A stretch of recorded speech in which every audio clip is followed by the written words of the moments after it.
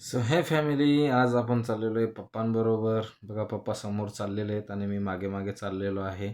आणि आपण आता चाललो आहे रिक्षा पकडायला.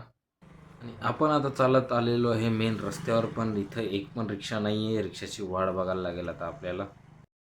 सो फायनली आता आपल्याला रिक्षा भेटलेला आहे आणि रिक्षाच्या मागे जागा नव्हती म्हणून मला पुढंच बसावं लागलं. पुढं बसल्यामुळे मला नीट व्हिडिओज काढता आले नाही. तर काय, सो आता आम्ही पोहोचलेलो आहे टिटवाळा स्टेशनला. पप्पांना थंडी वाजते आणि पप्पा काकड्यात चाललेत पुढं. आणि ट्रेन पण आजकाल काय आली नाही आहे. तर फायनली मुंबईची लाईफलाईन आलेली आहे आणि ती आलेली आहे 2 नंबर प्लॅटफॉर्मला आणि आम्ही आहे 3 नंबरला. तर आम्हाला वाट बघावं लागेल.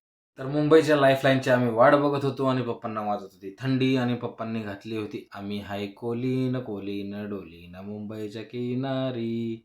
तर आम्ही, तर फायनली मुंबईची लाईफलाईन आली आणि माझ्या समोरचा मुलगा नाचत होता. या डिच्चिक डिच्चिक डिच्चिक डिच्चिक ट्रेन आली म्हणून त्याला खूप जास्तच खुशी झाली आहे. आणि आम्ही पण ट्रेनची वाट बघून थकलो होतो. तर फायनली ट्रेन आली आणि खूप गर्दी असल्यामुळे काही मुलं जांभळेही देत होत्या आ करून.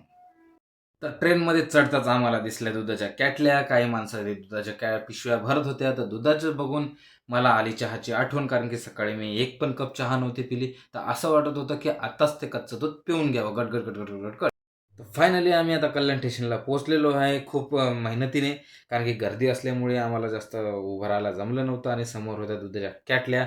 आणि तर मी तर चहा नव्हता पिला, तर मला खूप चहाची आठवण येत.